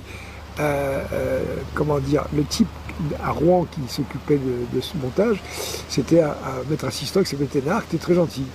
Et Thénard, avec son accent rouennais, me dit oui, il y a un problème, c'est que l'armée est intervenue, et si tu es dans le contrat, il n'y aura pas de contrat. Je dis, pourquoi? C'est un contrat civil. Ben oui, c'est un contrat civil, tu sais, mais l'armée ceci, l'armée cela. Dingue. Ah, alors, je me dis, qu'est-ce que faire? On a quand même fait ce travail théorique, il y a une thèse doctorat, des publications, une machine. Ok, j'ai avalé la couleuvre. Il y a un moment où le diamètre des couleuvres commence à devenir celui d'un boa, quoi. On ne peut plus y arriver. Alors, ma foi, je me souviens d'une réunion à Rouen avec le brain trust du labo, avec Valentin et tout ça, et il se tourne vers le chercheur qui s'occupait des finances du labo, et il lui dit, à propos de ce montage, un montage où je n'étais pas présent quand j'existais pas dans ce truc-là, il dit, alors qu'est-ce que tu en penses? Et le type, il a eu cette phrase merveilleuse, il a dit, oh, le bateau coule normalement. Exactement. Donc, encore une merde. Encore une merde. La recherche, c'est plein de conneries comme ça. Et vous allez voir, ça continue avec ITER. N'anticipons pas. Non, n'anticipons pas, parce que moi, ce qui m'intéresse aussi, que vous parliez, c'est l'aspect médiatique. C'est le 3e volet dont on n'a pas encore parlé, d'ailleurs. Oui, mais ça, je veux dire, tout ça, c'est synchrone, tout ça, ça va ensemble. Un truc comme ça, ça se télescope un peu. Mais je veux dire que là, on avait ce programme de recherche qui était parfaitement défini, on avait fait une expérience et on voulait faire disparaître une onde de choc. C'était concret, c'était oui ou non. Hein. Et à mon avis, il y aurait eu une expérience, on aurait eu un cliché, on dit bon, maintenant on démonte, c'est fini, on a compris. Bon. Et le bras arrivait au bout de sa bourse de thèse, et plus d'argent. Donc moi j'ai demandé à Rouen, est-ce que quelque chose est prévu pour le faire bouffer? Ah non, non, rien. Ah, je dis non, là, ça va pas. Donc j'ai dit voilà, je vais faire la demande minimale pour voir jusqu'où vont les choses. Cette demande minimale, j'ai demandé une bourse DRET. La DRET, c'est l'ancien nom de la DGA, de la Délégation Générale à l'Armement. C'est une bourse donnée par l'armée. Or, les bourses comme ça, c'est un SMIC. Hein. Mais l'armée en donne comme ça, hein, c'est rien. Vous vous rendez compte par rapport aux finances de l'armée, ces bourses, on les donne par boisseau, quoi. Donc j'ai dit voilà, je demande, pour un type qui avait déjà une thèse de doctorat d'État et des publications, je demande une bourse DRET. C'est absurde. Hein. C'est comme si vous demandiez à Céla de faire le ménage, quoi. Bon, hein. Je veux une bourse DRET pour le bras, c'est tout, rien pour moi. Mais si je n'ai pas ça, je démissionne. Thénard dit bon, je répercute. Et à ce moment-là, il y a eu une réunion à Rouen avec 6 ou 7 militaires, toute une délégation de la recherche militaire française qui est arrivée. Et chacun y est allé de son petit exposé. Alors il y a un commandant qui a pris la parole, qui a dit bon, bah lui il a été très abrupt, il a dit Bon, on a bien compris une chose, c'est que les moyens de recherche sont à Rouen, mais le cerveau, il est à Aix. Hein. Alors, on a aussi bien entendu ce que nous a dit Jean-Pierre Petit. Il veut une bourse DRED pour son gars, sinon il abandonne. Donc, pour moi, la réponse est la suivante. Il y a deux options. Soit on donne une bourse DRED pour Lebrun et une rallonge de crédit pour Rouen, soit rien. Réponse dans un mois. Bon, on est rentré à Aix, il n'y a jamais eu de réponse. Il n'y a jamais eu de réponse. Il y a un type qui s'appelle Fontaine, qui était présent à cette réunion, qui a fait une carrière au CNRS et tout ça, qui m'a téléphoné pour un peu, on pourrait dire, transmettre le message, en disant voilà, il n'y aura pas de bourse, il n'y aura rien, et ton gars, il faut qu'il aille dans le privé. C'est tout. Ils n'ont même pas eu le courage de dire non, quoi. Donc vous avez démissionné? Alors, à ce moment-là, j'ai dit, je me retire de ce projet. Et dans ce projet, il y a un personnage dont on ne va pas parler, qui est M. Catastrophe, qui est Gilbert Payan, polytechnicien. Celui-là, ça a été un cauchemar complet. Je veux dire que j'ai pas eu beaucoup de chance avec l'école polytechnique. Entre Peula, l'homme du retournement de la sphère, et Payan, c'était pas mal, quoi. Bon, hein. Et puis après, il y a eu STL et tout ça. Bon. Et à ce moment-là, quand on lit un de mes livres, il y a effectivement le compte-rendu de la réunion rouennaise, où à ce moment-là, Payan dit c'est pas parce que Jean-Pierre Petit démissionne qu'on va arrêter. Et là, on reprend l'image que je vous ai déjà dit hors micro tout à l'heure. Dans ma carrière, j'ai un peu joué le rôle de Harpo dans les Marx Brothers. Il y a un film des Marx Brothers où on voit Harpo, qui est muet, qui tient une maison. Et à ce moment-là, arrive un flic qui le prend par le bras en disant « circulez ». Et Harpo fait signe en disant « non, non, si je m'en vais, la maison s'écroule ». Et le flic passe outre, il attrape Harpo et il l'enlève et la maison s'écroule. Et là, c'est pareil. Je veux dire que le projet Rouen s'est écroulé. Il s'est écroulé sur tous les plans. Par exemple, ces gens-là ont construit des tuyères MHD, des tuyères en plexiglas. Et là-dedans, vous avez une onde de choc qui passe, vous avez une rafale gazeuse qui passe. Ça donne une surpression. Et comme ça dure quelques dizaines de microsecondes, c'est équivalent à un coup de marteau. Alors, vous voyez, quand je prends ce verre, je peux poser des dictionnaires dessus, je peux mettre 50 kilos si j'ai envie. Et si je prends un marteau, ting, je le casse. Il est fragile. Les matériaux peuvent être solides, mais fragiles. Et tel que Thénard avait construit la tuyère avec du colle plexi, il avait créé des tensions dans le plexiglas, il avait rendu le truc fragile. Il fallait surtout pas faire ça, il fallait les cogner à l'ammoniac, autant que je me souviens.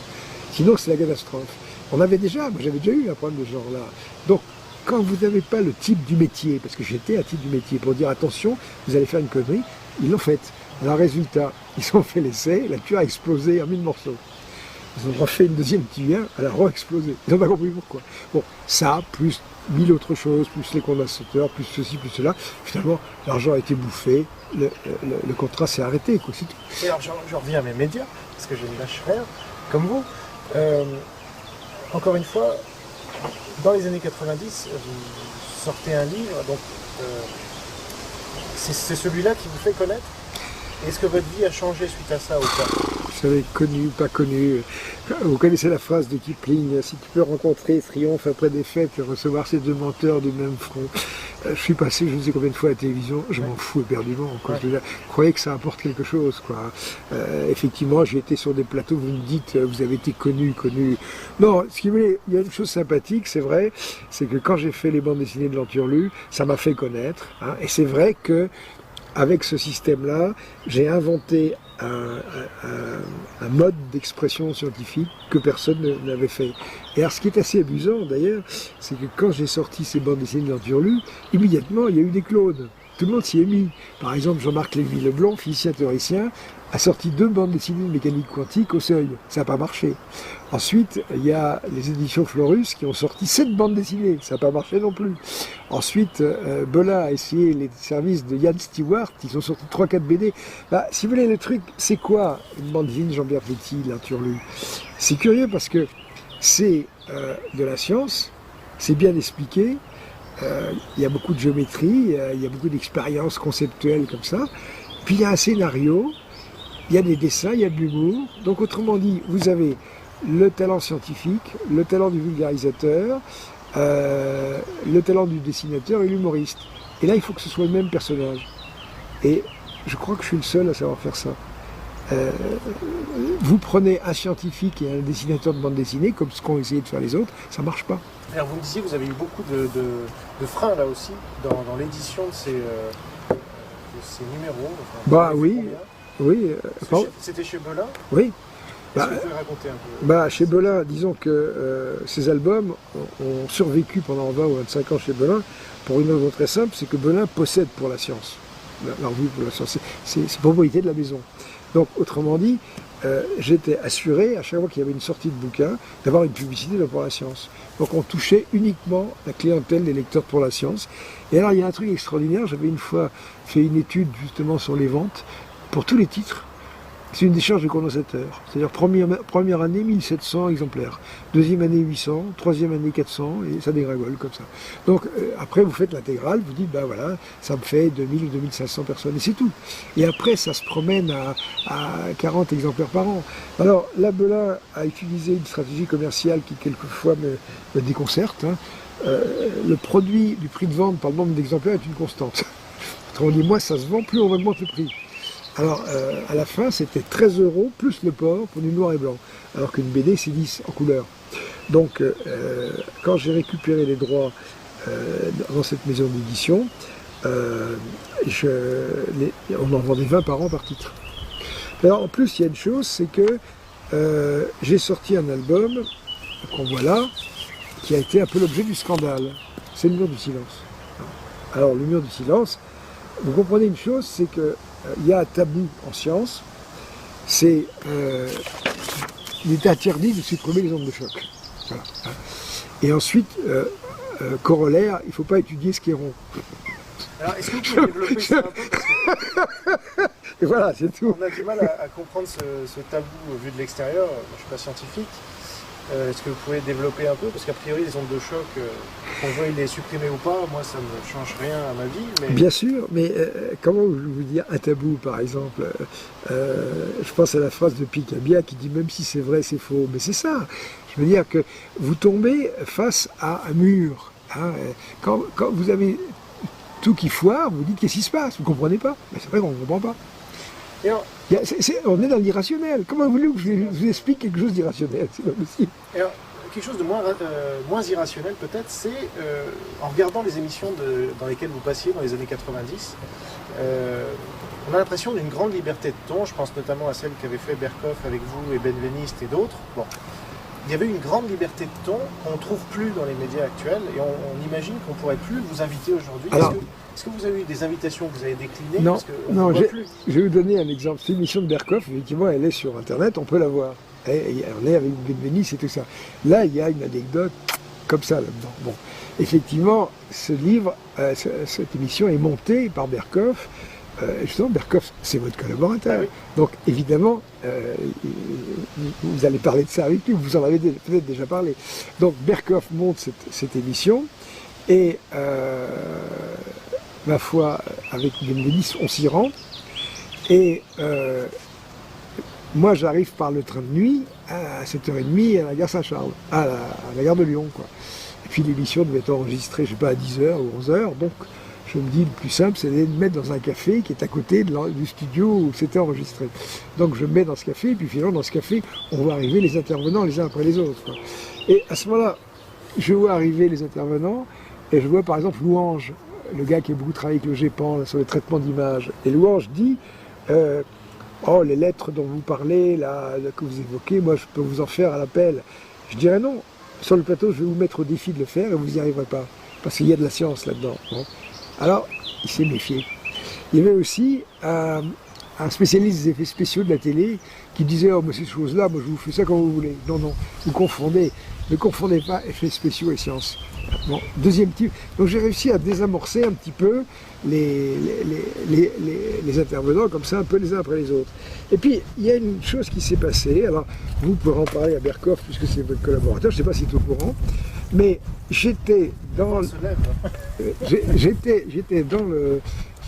café, et tout d'un coup, à la porte, je vois se pointer quelqu'un, payant, carrément. Je le vois, comme si c'était hier, je le vois à l'entrée de la porte. Autrement dit, il venait, en quelque sorte, donner ses instructions aux autres. Parce que vous avez vu comment se déroule cette émission. C'est une fosse aux lions, c'est une bataille. C'est vraiment un combat de catch. On s'est bien battu, c'est assez marrant. Hein.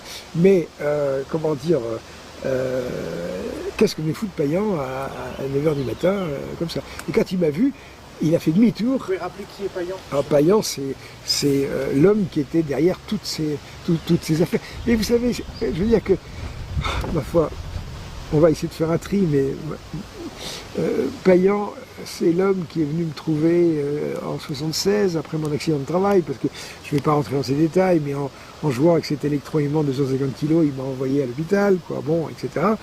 Et il a... en fait, Payan, c'était l'homme de l'armée, il y avait l'armée derrière, quoi. Et Payan a eu cette phrase que m'a répétée Pierre Guérin, qui est mort maintenant, et écoutez-la parce qu'elle est pesante. Tôt ou tard, Petit devra être écarté des recherches à cause du contexte. À cause du contexte?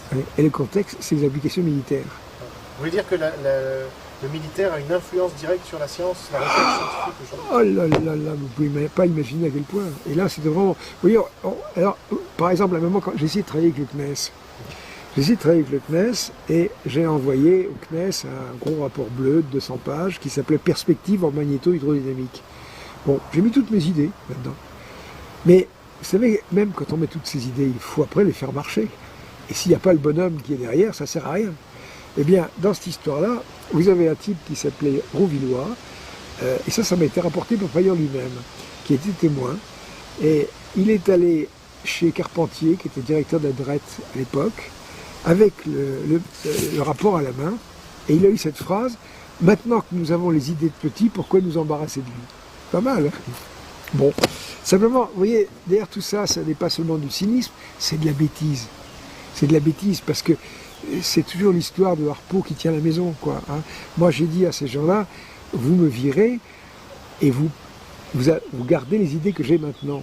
Et vous n'aurez pas les idées que j'aurai après. Et quand vous aurez des emmerdes, vous aurez besoin de démerdantes. Parce que ce domaine, par exemple, comme la MHD, je vais donner un exemple. Vous avez devant vous une espèce de talus, hein, et vous trouvez une fissure. Et à ce moment-là, ben, vous êtes là avec votre piochon et vous progressez dans cette fissure. Puis vous avancez d'1 mètre, 2 mètres, etc. Et tout d'un coup, ma foi, ça tourne à 90 degrés. Et si vous ne le comprenez pas, là vous avez cassé votre piochon en essayant d'aller tout droit. Il faut suivre la nature. Quand ça ne va pas, et c'est ce qui s'est passé avec la stabilité. Par exemple, si les gens qui regardent cette vidéo veulent voir un peu dans quoi je suis intervenu, ils n'ont qu'à aller sur Wikipédia et ils vont au chapitre à stabilité électrothermique. Hein. Il y a une version anglaise, etc. Là, je suis cité, bon, vous verrez un petit peu. Et la stabilité électrothermique, j'ai été le premier en 65 à trouver une première version pour annihiler sa stabilité, puis une autre dans les années 80. Et comment dire, on est face à un problème, en physique on appelle ça un problème non linéaire. C'est-à-dire que la nature vous répond violemment non. Et vraiment avec un grand N, non. Rien à foutre. Vous pouvez essayer. Mais ce qu'il faut faire, c'est trouver un médicament non linéaire. Et mon ami Vladimir Golubev vient de mourir il y a quelques mois. C'était le coworker de Velikov. C'était un type merveilleux que j'adorais, qui a supervisé toutes les traductions en russe de mes BD. Et quand je suis allé à Moscou dans les années 80 pour un colloque, pour présenter ça, il a eu cette phrase qui est citée dans Wikipédia: « Tu apportes le remède, mais le malade est déjà mort. » Mais ceci étant, ce remède a servi après, à la fois pour les Russes et à la fois pour les Américains, pour faire des travaux. Mais à chaque fois, je veux dire, dans la MHD, c'est l'armée. Et qu'il y a des gens... J'ai 50 fois par an des jeunes qui m'écrivent en disant « J'ai lu vos travaux, c'est passionnant, j'ai décidé de faire de la MHD. » C'est pas possible. Ou alors vous vendez vos travaux militaires. Mais il n'y a que là que vous trouvez du boulot, c'est tout. Alors, autre question toujours liée à la liberté d'expression, c'est on a annoncé qu'on venait vous interviewer sur le site. Ah, oui. Et on a eu vraiment beaucoup de réactions, et notamment uniquement 2 types de réactions, mais toutes étaient passionnées. Soit dans le sens, bravo, vous allez enfin interviewer Jean-Pierre Petit, c'est vrai que c'est quelqu'un qu'on n'entend pas assez par rapport à tout ce qu'il a fait, etc., bravo. Et en plus, il est ostracisé, il a été lynché médiatiquement et autres. Et puis, ça c'était un type de réaction, et l'autre type de réaction, c'est mais qu'est-ce que vous allez interviewer ce dingue? Alors comment vous expliquez ça? Comment j'explique ça? Bah, j'ai des fans et puis des anti-fans, quoi, disons. Hein. Vous savez, il y a une chose folle, c'est la cosmotrouille. Hein. Si vous jetez un œil sur l'histoire des sciences, il y a des tas de livres passionnants qui ont été écrits là-dessus. Vous apercevez d'abord d'une chose, c'est qu'il est excessivement rare que des gens qui vraiment innovent connaissent le succès de leur vivant. Très très rare. Alors évidemment, vous me disiez il y a au moment du déjeuner, mais vous inquiétez pas, après votre mort, ça va être formidable. Ça me fait une belle jambe. Mais c'est vrai que, disons, pour que des idées s'imposent, il faut souvent 20 ans, 30 ans, 40 ans, quoi. Alors on n'a pas le temps. Prenez un type comme Charles Zécard, on lui a filé le prix Nobel à 85 ans, pour un boulot qu'il avait fait quand il avait 25, quoi. C'est incroyable. Et ça arrive souvent. Mais ça arrive souvent, quoi. Je veux dire, alors, alors, en plus, vous avez le succès scientifique, puis vous avez quelque chose qui n'a rien à voir, c'est le succès médiatique scientifique. Vous avez par exemple un type comme Brian Greene, qui a fait des émissions à la télé et qui masturbe tout le monde avec les supercordes. C'est un nul complet, ce type, il n'a rien trouvé. Dégagez-moi ce bonhomme, quoi, c'est tout, franchement. Des gens comme Hubert Reeves Mais Hubert Reeves, comment vous dire, c'est un vulgarisateur. C'est un vulgarisateur. Vous savez, le truc important, c'est de se dire, quand ce type sera mort, est-ce qu'on se souviendra de lui? Prenez par exemple un type hyper connu comme Hawking. Ouais.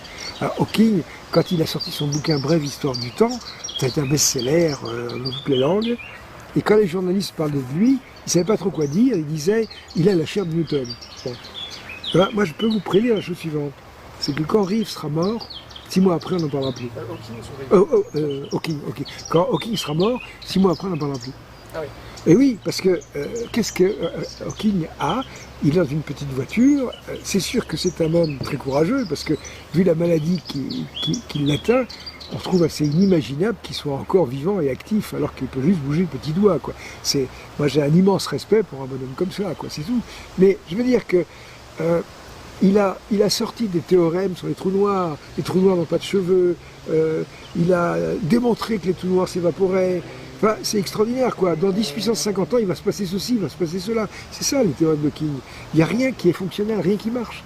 Alors, si vous voulez, si on ouvrait un volet sur l'astrophysique et la cosmo, hein, et les problèmes, bien sûr qu'il y a à dire. Et actuellement, qui est-ce qui a des choses concrètes à avancer en astro et en cosmo, hein? Oui, est-ce que vous pouvez nous parler justement de ces dogmes actuels que sont le Big Bang, les trous noirs, la vitesse de la lumière fixe, et pourquoi elles sont remises en cause par vos travaux? Ah, alors... Et surtout, quelle est la réaction des mondes à la fois scientifiques et médiatiques à la remise en cause de ces dogmes? C'est ça qui vous intéresse. Ça dépend comment on les remet en cause, mais je peux vous dire que moi j'ai fait une chose, par exemple, c'est que j'ai publié des travaux... par exemple, j'ai publié surtout des gros articles de 15 pages. Et je me rappelle quelquefois il y a des gens au CNRS qui disaient que j'avais accordé peu d'attention à la publication d'articles dans des revues avec un comité de lecture. Mais moi je me rappelle que pour sortir les papiers dans Nuevo Cimento d'Astrophysique et Space Science, j'avais dû faire 100 envois. 100 envois. C'est-à-dire qu'on envoie un truc à une revue et on reçoit la réponse cinglante « Sorry, we don't publish speculative work ». C'est-à-dire « Désolé, on ne publie pas de travaux spéculatifs ». Alors à ce moment-là, on dit « Je voudrais un deuxième examen ». Le deuxième examen, c'est négatif. Mais j'ai fait 35 revues, 50 revues. C'est épuisant. Et alors, je peux même vous raconter une chose, car je crois que c'est important que les gens le sachent, parce que c'est un scandale. Disons qu'à un moment, je me suis dit, je vais m'attaquer à la revue Astronomy and Astrophysics. C'était la revue européenne et la revue française. Ça avait été fondé par des Français. Et le directeur, c'était James Lequeux, hein, astrophysicien français. Bon. Donc, j'envoie un article à James Lequeux. Et il me répond tout de suite, désolé, on ne publie pas de trucs spéculatifs. Enfin, la différence qu'il y a avec un directeur de revue qui est à Berkeley et un directeur de revue qui est à Paris, c'est qu'on peut décrocher le téléphone et on peut lui parler. Donc j'ai téléphoné à Lequeux et j'ai téléphoné à Lequeux et je lui ai dit ce travail que j'ai fait, moi, je voudrais qu'il soit examiné, par un référé. Alors, moi, je vous propose la chose suivante, trouver un référé méchant. Soit il arrive à trouver des failles dans mon travail et je laisserai tomber, soit alors, vous publierez. Et le queue, mis face à ce défi, dit OK. Et il se prend un référé costaud, je ne sais pas qui c'était, mais un gars qui est compétent. J'envoie le travail, le résultat, je vois ça revient avec 10 questions. Donc j'ai répondu aux 10 questions. Alors, simplement, en répondant aux 10 questions, ça m'a amené à faire des développements théoriques. Par exemple, dans ma théorie, on a une sorte de double instabilité gravitationnelle. Les masses négatives forment des conglomérats invisibles autour de laquelle la matière visible se structure. Donc ça explique la structure à grande échelle de l'univers. Vous savez que à grand univers, la matière, les galaxies, etc., tout c'est organisé comme des bulles de savon, quoi. Nous, on est dans le savon, quoi. Et puis, au centre de ces grands vides qui font 100 millions d'années-lumière, on ne sait pas ce qu'il y a, quoi. Bon, ce qu'il y a, c'est qu'il y a des masses négatives. Alors, on pourrait dire, mais on peut les voir? Non, on ne peut pas les voir. Vous savez pourquoi on ne peut pas les voir? Parce que les masses négatives, ça émet des photons à énergie négative. Les photons à énergie négative, vos yeux, vos télescopes ne sont pas équipés pour les capter. Bon. Alors, le référé m'a dit fort justement, parce que c'est un type intelligent, est-ce qu'il n'y aurait pas un moyen observationnel de pouvoir tester cette théorie?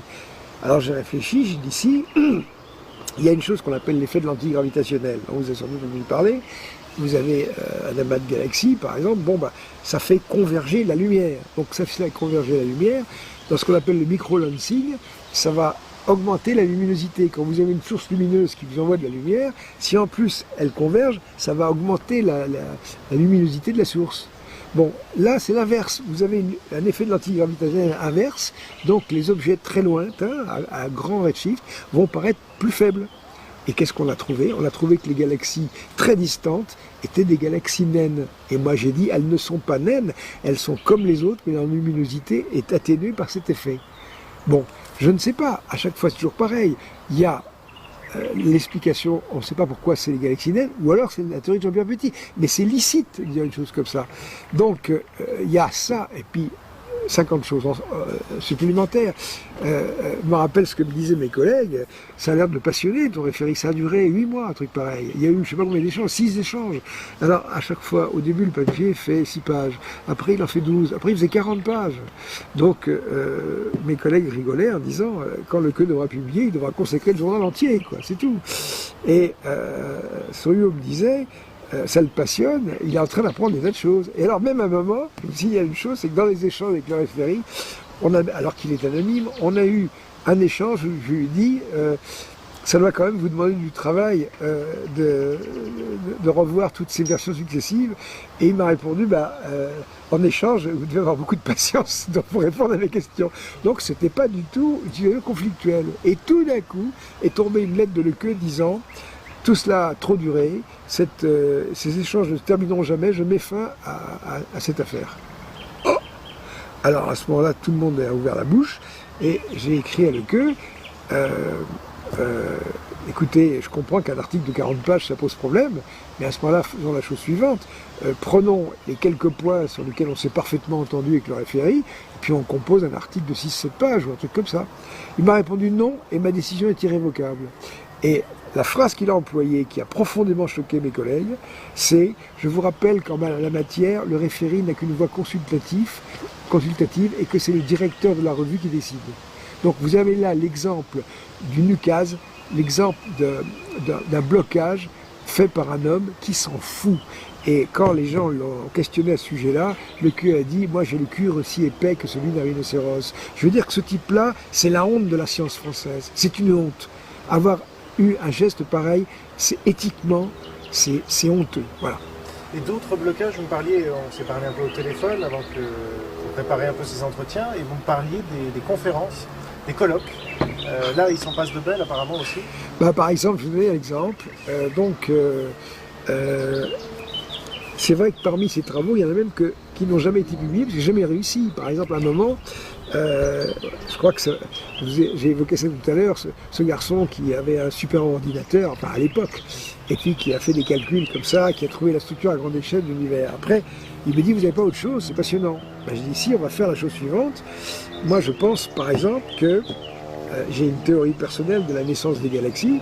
Quand les galaxies se forment, il y a un mélange de masse positive et de masse négative. La matière noire, ça y est, je veux dire, la matière noire et l'énergie noire, c'est de la foutaise. C'est ça, c'est les masses négatives. Moi, je sais ce que c'est. Je veux dire que quand les gens parlent de cette matière mystérieuse, mais ce sont des électrons à masse négative, ce sont des protons à masse négative, ce sont des neutrons à masse négative. C'est tout simple. Des quarks à masse négative, pas de problème. Ça s'explique, tout ça. Et ça s'explique même avec la théorie des groupes. Et actuellement, je peux vous dire la chose suivante, c'est que faut du courage, c'est un truc comme ça, de la persévérance. Je suis en train d'essayer de frapper à la porte d'un séminaire de physique mathématique pour parler. J'ai pas de réponse. Je vous expliquerai aussi comment j'ai pas pu parler à Imperial College, là où se trouve Megueijo, qui pense maintenant qu'il est le chef de file des varieurs de constante. Moi, j'étais en visite à Imperial College et même j'étais prêt à y aller à mes frais pour venir parler. Il m'a dit, ça n'intéresse pas mes collègues. Ils ont la trouille. Je leur fous une trouille bleue, c'est tout. Parce que vous savez, je veux dire que rien que dans cette histoire de variation des constantes, c'est une idée qui commence un petit peu à... Mais j'ai de l'avance sur ces gens-là. Mes travaux de 88 sont très en avance par rapport aux leurs. Donc si je sors là-dedans, j'invalide leur leadership, c'est tout. Hein, c'est vous savez, c'est assez amusant, par exemple... en revenant en arrière, dans ces années 60, en 65, 66, quand je fais la première annihilation de la stabilité de Velikov, parce que c'est de ça qu'il s'agissait. Donc ça a été publié dans un congrès et tout ça. Et 10 ou 15 ans plus tard, un Japonais retrouve la même chose. À l'époque, le Japon s'était mis, vous savez, il y a Tsukuba, qui est un endroit où on fait de la MHD, donc il découvrait la MHD, ils avaient de l'argent, ils faisaient des tas de recherches. Et dans ce travail-là, il y a une courbe qui s'appelle le taux de croissance de l'instabilité. Peu importe ce que c'est, ça monte et puis ça descend. Donc ça ressemble au Fujiyama. Et le type avait intitulé son article « To climb the Mount Fuji », pour monter le mont Fuji. Et là, effectivement, pour arriver à chanter la stabilité, il faut passer de l'autre côté. Il faut contourner la zone instable et passer dans la zone stable. Donc le type publie ça, et moi je lui ai écrit en lui envoyant mon papier, il y avait 10 ou 15 ans avant. Vous imaginez la tête de ce type, il ne m'avait pas répondu. Il est là, en train de pantalonner dans les cercles scientifiques. Tout d'un coup, il y a un Français qui sort de je ne sais où, qui dit, vous savez, j'ai fait ça il y a 15 ans. Et alors, peut-être dernière question pour cette première partie, parce qu'on est à 1h30 de il y a eu un âge d'or en France, dans les années 60, de ce qu'on appelait le réalisme fantastique. Donc c'était Jacques Bergier qui était un peu à la tête de ce mouvement, et il y avait une exploration à partir de la France mondiale de tout ce qui était factuel, mais qui n'était pas forcément compris encore par la science. Est-ce que vous l'avez vécu? Vous parliez des années 60 tout à l'heure, vous avez commencé dans cette période-là, et comment vous voyez l'évolution des choses déjà aujourd'hui, et puis à l'avenir, est-ce qu'on peut revenir à cet âge d'or-là qui consiste à regarder tout ce qui se passe sans a priori? Je pense qu'il faut remettre cette question à la séquence suivante, parce que là j'ai des choses un peu fortes à vous dire, et qui apporteront ce genre de réponse. Ça va faire la transition, donc rendez-vous à la prochaine séquence.